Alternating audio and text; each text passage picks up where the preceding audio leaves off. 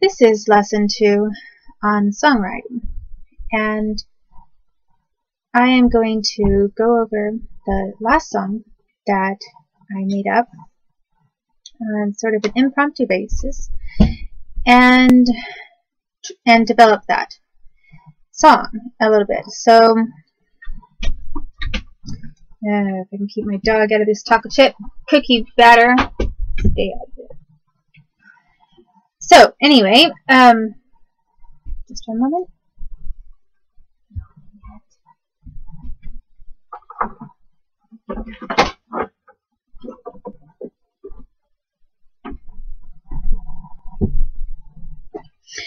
Okay.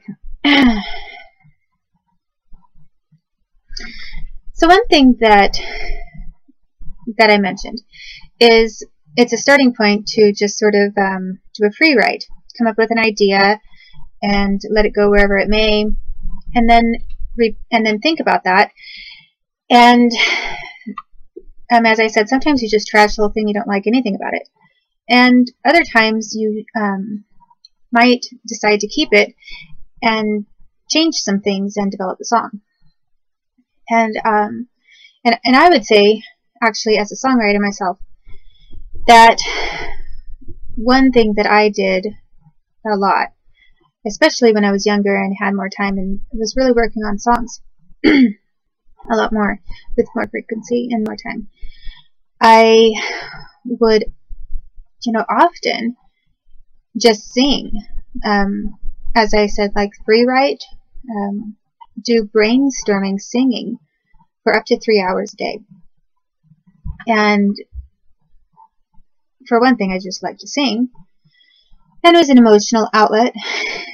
But I also found that sometimes in a large amount of singing, you could sometimes just stumble across something that you randomly ended up singing that you had no idea you were capable of creating. And, out of that, you have sort of a gold mine, and or you found gold in that gold mine somewhere. And so then there are always surprises, sometimes with a lot of volume of practice. And of course there are other things that just, get discarded along the way and never result in anything. So one of the first things that I might do if I were recording myself and then playing things back and then adjusting things, which is not actually how I always did things. Often I went by my memory alone, and if I sang something that I liked and I liked the melody and the lyrics, I would write the lyrics down and practice it a few times, write the lyrics down as they came to me, and the melody I wouldn't forget because I'd start practicing the song so many times and revise it that it became imprinted almost permanently in my memory. So it was a very, I guess, unique storage capacity that I had for songs, because I had a lot of things stolen from me. I had recording equipment stolen from me, databases that I had tried to save my material in stolen, and lyrics stolen from me. And the only way that I could preserve anything was to memorize it. So with music, often some people find that it's a lot easier to remember entire texts of words when you have a tune or a melody or music going with that. But anyway, another part of that process was writing things down and looking at the lyrics and deciding what I wanted to change or not change. So I basically have not, I have not come back to these lessons for some time because a lot of things came up since the last one, which was on the 9th of October. And today is October 22nd. And I had actually planned to do this every day. So I'm hoping that that will be the progression as much as I can make that the progression, but we'll see. So I haven't listened to the song. I didn't go back to it and listen to myself at all since the 9th. And just now, a few minutes ago, I replayed that video that I recorded and put on YouTube.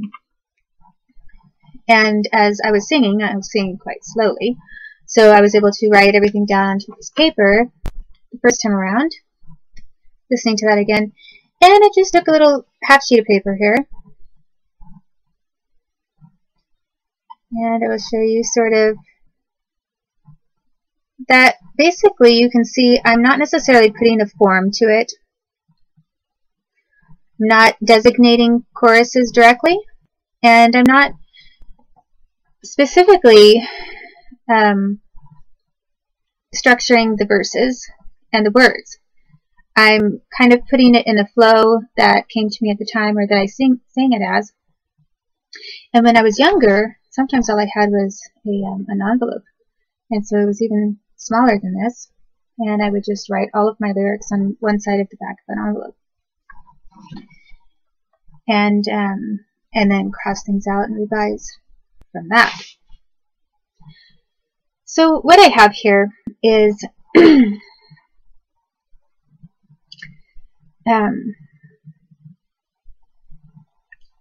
when I read it instead of singing it, these are the words. Thinking. All you seem to do is to tell me you are thinking of making use of a little place where you can be safer. Thinking how will that bring relief to your present situation? Run, run. I wouldn't spend too much time thinking about a little place you might go to. I'd run, run, and find out the direction like a comet shoots across the sky. Thinking. I've been thinking you think too much. That means I think too much. I don't know why we can't just crush that hesitation. Run. Run to the nearest one you can run to. If you think, don't think.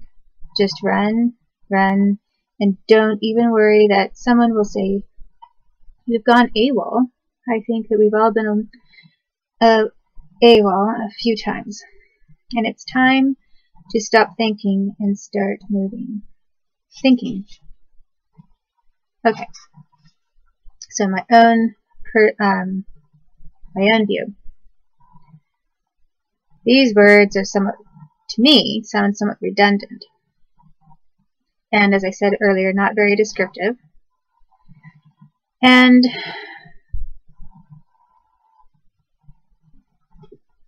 I don't know, I mean, does it sound kind of like the thinker? You know, I mean, is it too just thinking? Thinking is this very heavy word. It's I don't mean heavy in meaning. Thinking just sort of, it's a heavy word. It's a the sound of that word is a weight. It's not like tell me. Tell me is very light. Tell me. Tell me what you know. Thinking. Thinking. It's a word that sort of is sinking. And it's very heavy. So it's not just important in its meaning, and you know, obviously that could be heavy in the sense of, you know, being part of how our brain works, which is extremely complicated and quote unquote deep.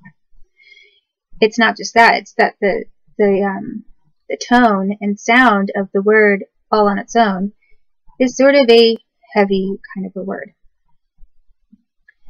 And you know, I'm sure that there are many linguists and speech therapists who could tell me exactly why that is, but I have not gone to those schools. So, so when I start a song like with a word like that, and I end it with a word like that, so melodramatic. And what sort of worked for it, what I think worked for it, is that there was a little bit of a, even though it was much slower, I sang it slower than I thought I would, there is a little bit of a seductive pull to it. Because even though the content is about nothing of that sort at all, just about, you know, why are you thinking, why don't you run someplace and be safe? Instead, the way that it is sung, it can mean a couple of things. It can be, you know, this quiet prodding to another person to run. Don't think about this anymore. Kind of a gentle kind of admonition to run. Or it can sound sort of seductive. You know, it's a slow-moving, seductive thinking. All you do is think, and why don't we crush that hesitation? That ended up sounding sort of like, why don't you run to the nearest person you can run to, in a almost romantic sense. And that wasn't exactly the intention, but sometimes that's just how songs end up.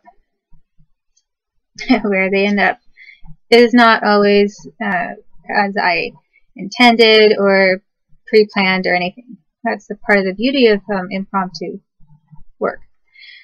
And so the only thing, one of the main things that worked, I think, in pulling kind of this heavy song along, or this that really wasn't that descriptive, is the idea that it's based on this emotional sense and feeling of go to the nearest person you can go to and crush that hesitation.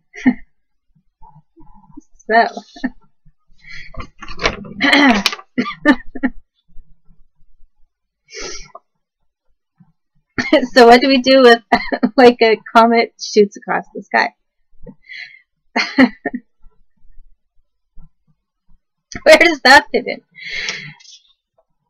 Anyway, so this is going to be the conclusion, actually, of lesson 2 in developing a song. Because this is just sort of the second stage. And, you know, it wouldn't be one day at a time or several weeks at a time that I would develop a song, typically. I would work on it, kind of stay on the same task. Like I said, sometimes for a couple of hours or more. And at some point, I may be able to do that. I may be able to show you some of the things that I used to do and just do a kind of a free write for a few hours and have you see what kinds of things can come out of that. But for right now, I'm keeping it short. And this is the first part of analyzing what things might, a few things that might stand out and that might not stand out. So, okay, what do I want to work on with this song?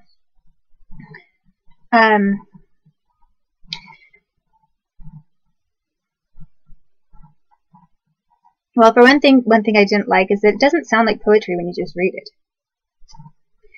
But, you know, with the emotional atmosphere, it kind of still works.